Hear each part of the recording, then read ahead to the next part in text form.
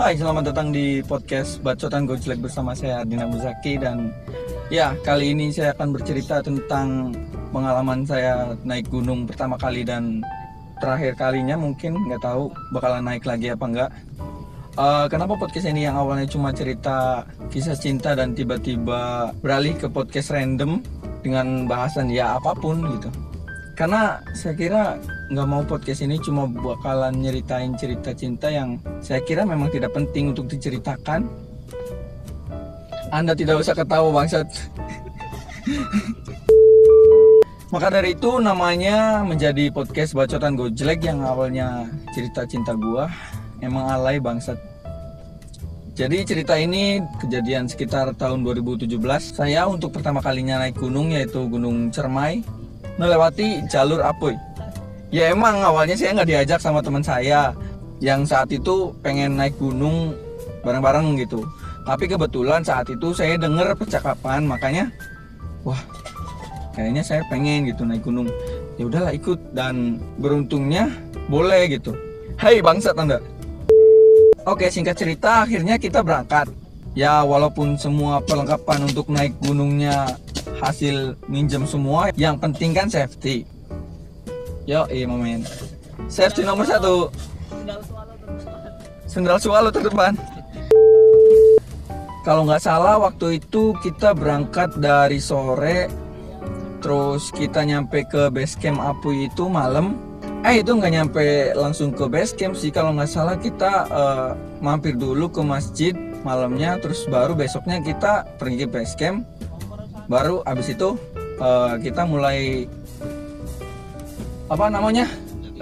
mendaki Gunung Kembar. Di awal perjalanan sih kayaknya nggak ada hal yang seru dan menarik buat diceritain, dan standar lah ya, capek pokoknya. Paling ada satu cerita pas malamnya doang sih, pas itu yang lumayan bikin ya begitulah. Jadi pada saat malam dan tiba-tiba saya dengar suara kayak orang ngos-ngosan dan kayak sambil ngerem-ngerem gitulah. Ya lumayan horor juga sih waktu itu, dan semuanya pun denger gitu. Hingga akhirnya ada satu orang yang berani untuk ngecek keluar penyebab dari suara tersebut kenapa gitu.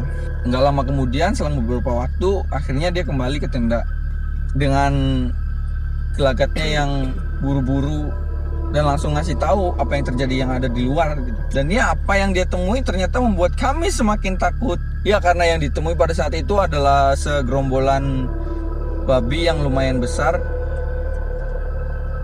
Nggak satu apa dua sih, kalau nggak salah waktu itu lumayan banyak. Jadi kita kayak udahlah di dalam tenda aja, kita matiin lampu terus ya udah tidur. Dan alhamdulillahnya emang nggak terjadi apa-apa sampai akhirnya setelah malam yang sangat menakutkan itu bisa terlewati. Besoknya setelah kita masak dan beresin tenda lagi, kita langsung berangkat hingga sampailah di pos terakhir, yang dimana kita juga harus nge-camp lagi pada saat itu. Dan ya tidak ada cerita apapun dalam camp yang selanjutnya, dan memang sangat tidak menarik sekali podcast ini. Setelah sampai puncak, kita akhirnya foto-foto, bikin video, terus ngobrol sedikit sampai akhirnya turun. Nah, di perjalanan turun inilah dimana perjalanan yang saya pikir nggak bisa dilupain untuk seumur hidup. Jadi setelah sampai tenda dan kita makan lagi, terus beres-beresin tenda lagi, lalu cepet-cepet buat turun gitu.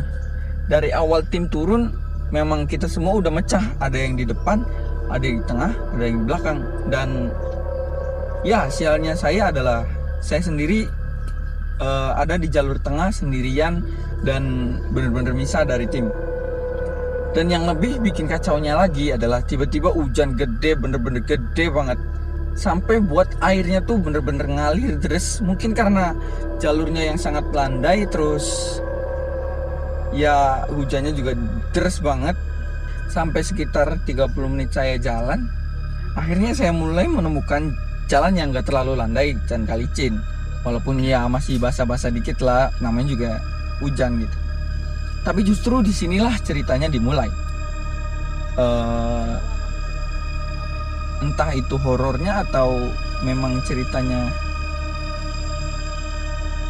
yang tidak bisa dilupakan karena kebodohan gitu. Kebodohan karena kurangnya persiapan.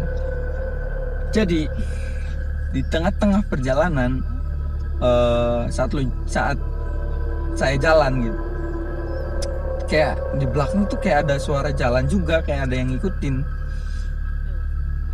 Pernah nggak sih kayak gitu? Iya, lumayan ngeri lah, di tengah hutan jalan sendirian terus tiba-tiba kayak di belakang ada sesuatu yang ngikutin, tapi pas saya cek bener-bener nggak ada. Lalu setelah beberapa menit saat kejadian tersebut, saya akhirnya nemu 2 jalur yang saya bingung banget harus pilih kiri apa kanan gitu, nggak tahu karena saat itu masih pemula, ya saat ini juga masih pemula sih, ya udahlah ya. Karena saat itu masih pemula, makanya saya nggak berani buat ngambil jalur gitu, mending saya nunggu karena di belakang juga masih ada tim yang lainnya.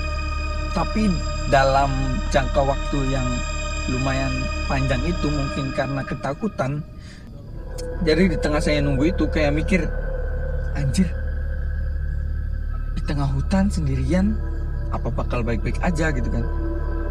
Karena emang bener-bener sendirian, nggak ada pendaki lain, tim ada yang depan, ada yang belakang, dan baru pertama kali pengalaman untuk naik gunung, makanya perasaan takutnya tuh bener-bener ada gitu. Ya bebas sih, walaupun kalian bilang ini lebay.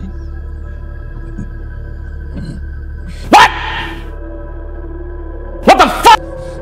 Dan sialnya lagi, saat nunggu itu saya kayak lihat apa ya, bayangan sekelebat gitu, tapi cuma sekali. Dan ya mungkin itu cuma halusinasi saya atau apa, nggak tahu, karena itu cuma sendirian posisinya dan cuma saya sendiri yang lihat.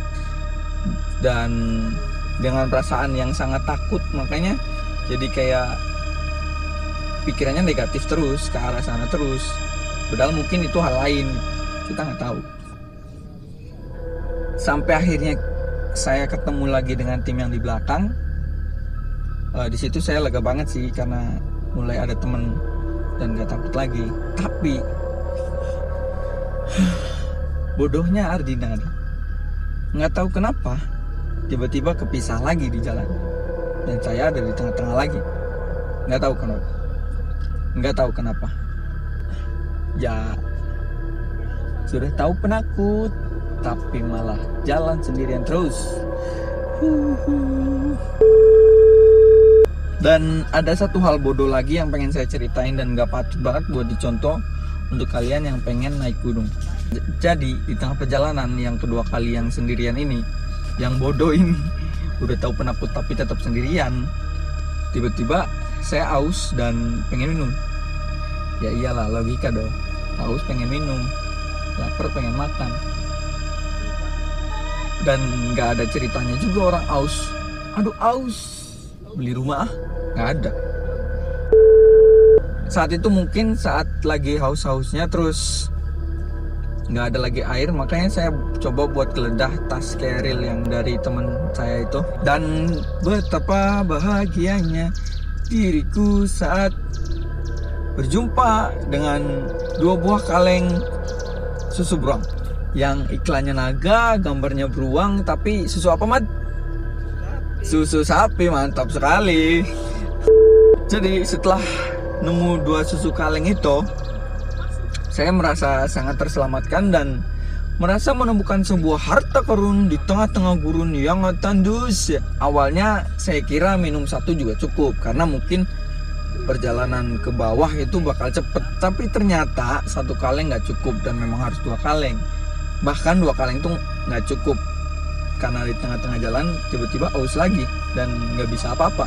Entah kenapa yang harusnya perjalanan pulang lebih cepet, di saya tuh kayak makin lama perjalanan tuh lama banget, harusnya kan makin cepet dong. Tapi mungkin karena sendirian, menakutkan, nggak tahu jalan, dan ya tidak ada air minum. Daripada banyu mah warungnya dibongkar. Daripada pot ya.